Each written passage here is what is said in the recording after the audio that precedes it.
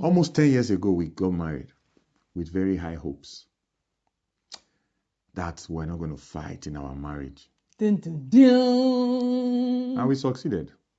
We didn't fight for the first year, did we? No, yeah. I think that's a record. In fact, we almost made it to the second year. And then Fermi started potty training. Yeah. Potty training was what broke the camel's back. Yeah. And we fought, and we fought, and we fought. Yeah, it was not And fun. we fought, and we still fought maybe last week or something. We've been fighting ever since. God forbid. What was that? God forbid. But we do have misunderstandings. We do have disagreements. Yeah. And I hate when I have disagreement with you. Well, let's get back to the beginning. Let's build it up. Don't spoil the build up.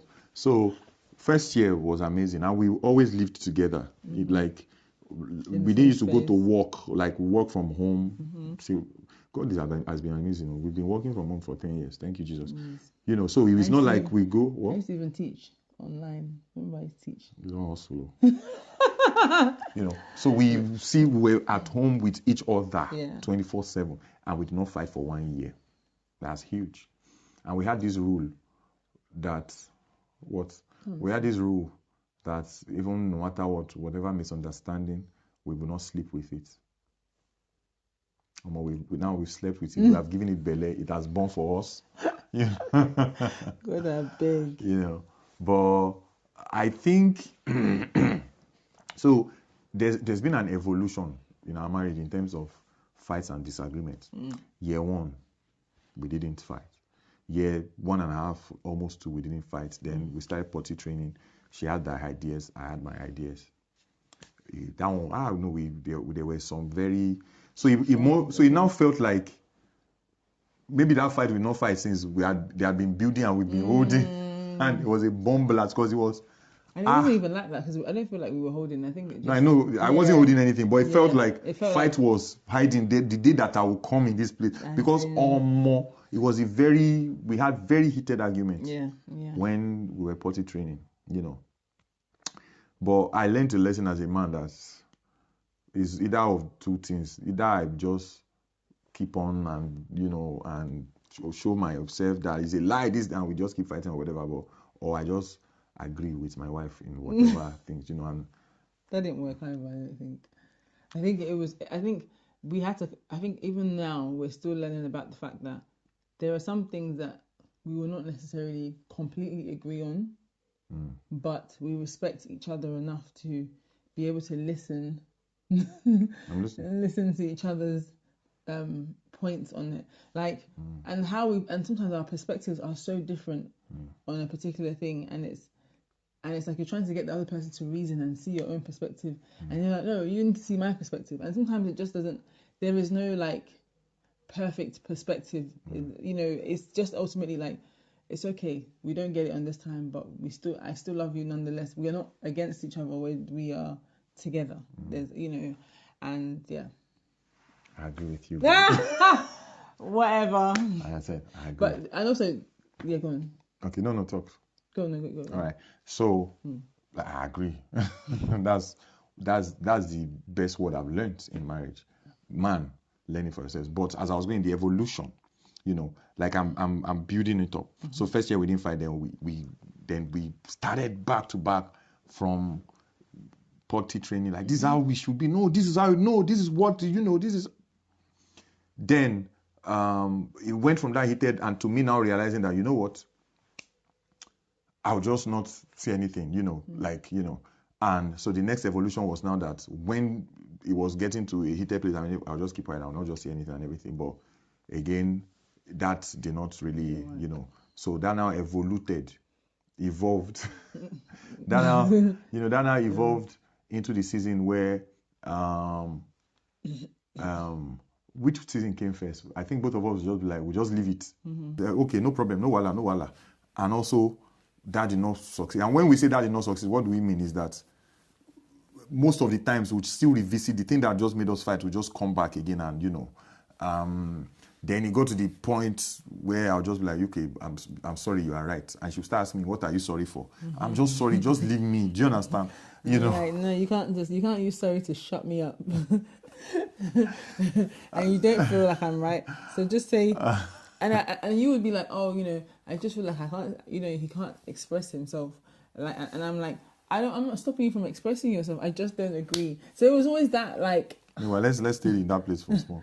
You're not stopping me from expressing myself. You just that's what she used to say and everything. But when I now express myself, it will not be wahala. So I'm just like, you know what? I just even want to advance because I've seen the future from the beginning before I express myself. I don't want to get into that future of argument. Then she would be angry that no, I should. Then I will talk and we'll get to that same future that I had seen before, But all those did not shall work. Now we are still evolving, But I think where we are at right now and what has worked for us so far is, sometimes the two different phases. Sometimes like when we are going to a direction and we just know that this thing we are two parallel lines.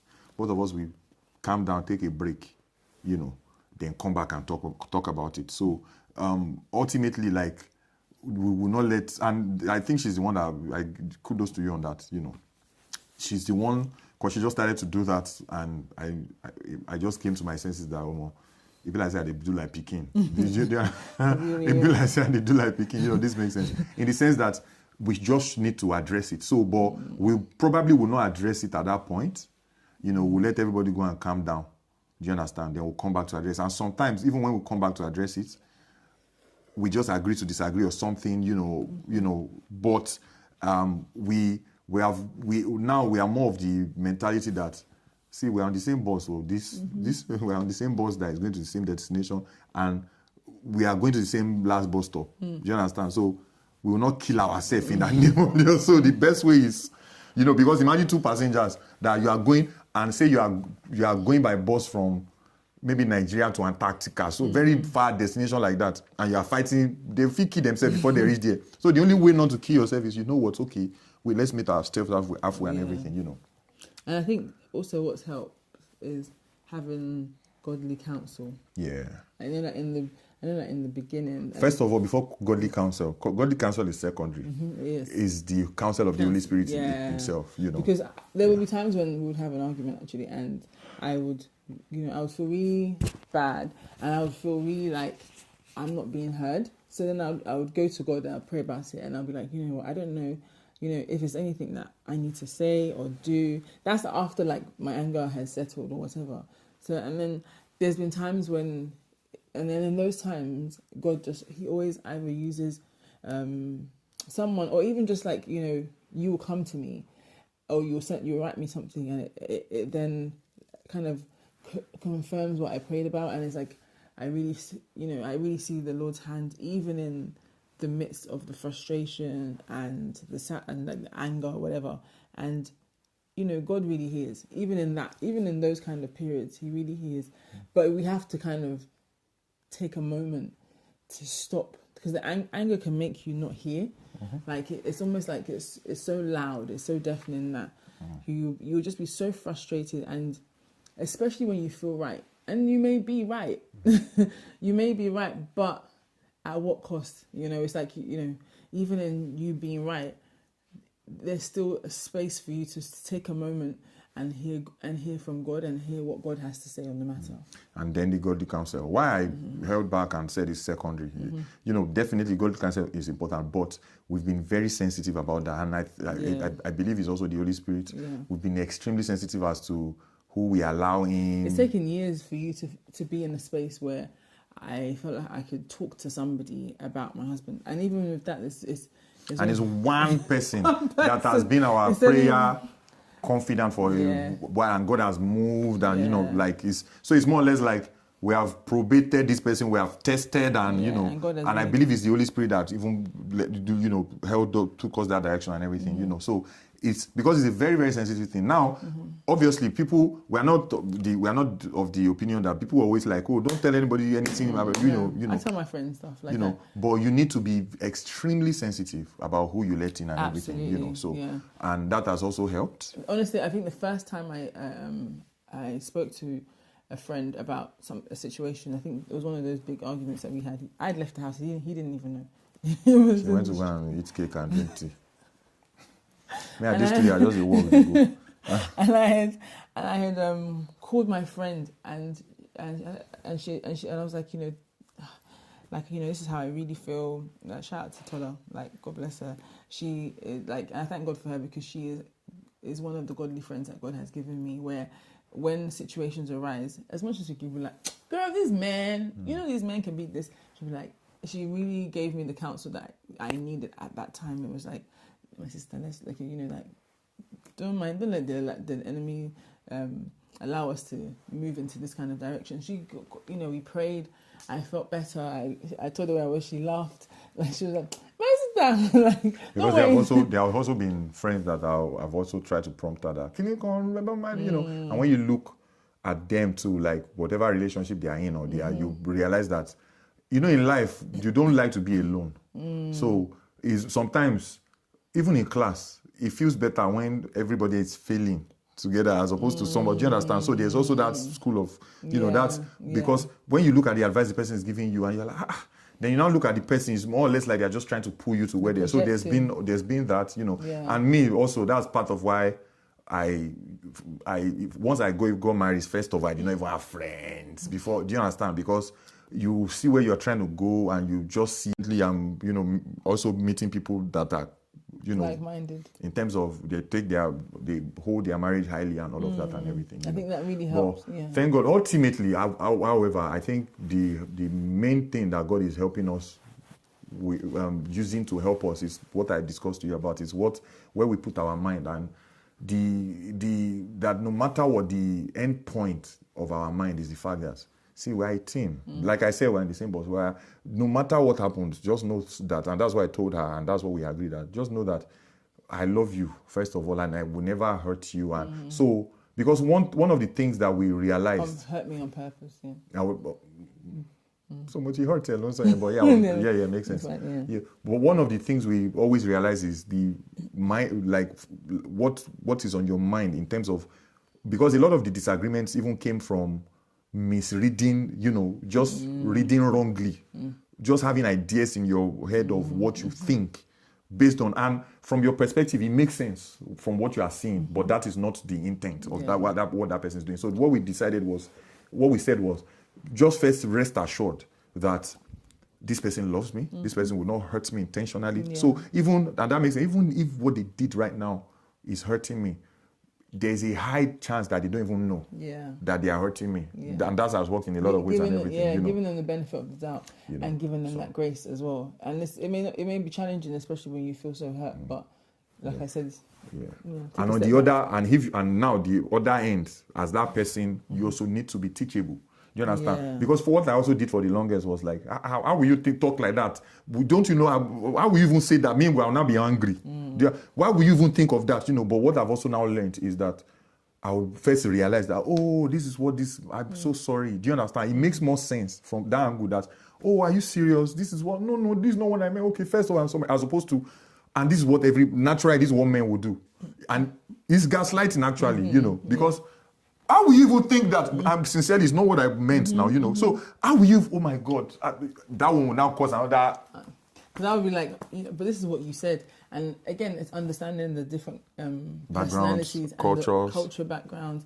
People always say that, no one really understands what it is to be in a culturally different background. Like, even though we're both Yoruba, we're both like from Nigeria, but we also grew up in very different households and very differently. I grew up in the UK. He grew up in Nigeria. And we have different meaning to different English words. And English is such a complex and annoying language at times, because it's that how I read something that you say, it's not how I grew up. For example, you don't say, if you don't like a meal, especially in the UK, even people like in the UK and US, it's totally different, right? You don't say, if you don't like a meal, you'll be like, like in Nigeria, they'll be like, this food is it's not sweet, it's not nice, it's tasteless. You would say it's tasteless. Oh, this didn't pain you. That's our number one example. In the UK, and I know I've spent like 3 hours on this particular meal. And from the beginning of our marriage, I don't drop this thing, but that's the example she always gives. But he'll tell me that, babe, this is tasteless, and I'm like, tasteless? Like I don't say tasteless. I'm just like, it's tasteless. Like I say it innocently, like, because again, she will be like, what was it? Let me know when. And I'll be like, because I'm trying to describe. Yeah. Do you understand? And like I cannot taste. Like we need taste. Like I can't taste. So because although now I'm falling in love with that tastelessness now is tasteful. Now when I eat every other person's food, I'm like, it's overspiced. Because again, my wife has she has initiated me, and that is what is my palate now. Yeah. And there's a big lesson to learn in that, in the sense that you can always unlearn and relearn it, you know. Because now the delicious food to me, then when I eat all of them, I'm like, why is Maggi too much in this food? Why is salt too much? Do you understand? Why? Do you understand? You know, I just needed to give that example. But continue. So for me, like, you know, even when you read a book, if they're describing something, they'll be like, it was tasteless. It was this. It was.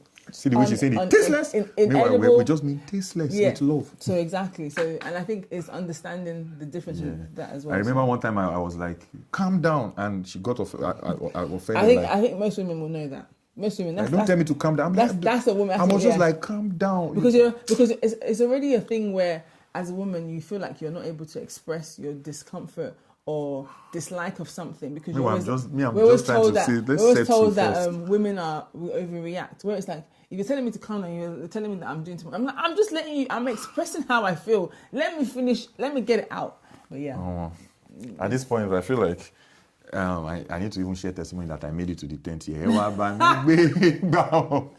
But anyways, this was very important to follow up to the last episode, just to show that what was that last episode about? Okay, that's the way God has made us, how everything's for you to know that it's not perfect though. It's not perfect. It's not. So a lot of people that will see us and be like, oh Lord, let my marriage be like that. You probably should not say your prayer that way, because you probably will not be able to cope with what God has made us cope with. And you don't know what the person has gone through. And when we say cope, it's not like I went through hell. No. But it's just that God knows what we can handle. What each person can handle. And that's why God gives each person their own partners. So generally, as opposed to saying, I want to have my marriage like this, or I want to have my marriage like this person, like this marriage, just pray that, this marriage is working, my marriage too will work. God will give me my own marriage. God will give me my own man. Yeah, exactly. On the last note, to buttress this point, one example I always like to give is, everybody has exes that they are like, this is very horrible. Everybody's described their exes as horrible, but those exes are now in good relationships.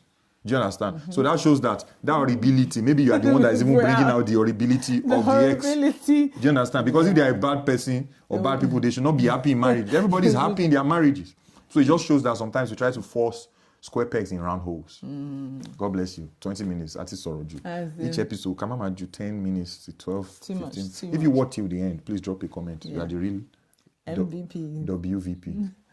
They say everything man has taken wife. So let's say woman. MVP. Most valuable person. I thought it was men. Bye. Soroju.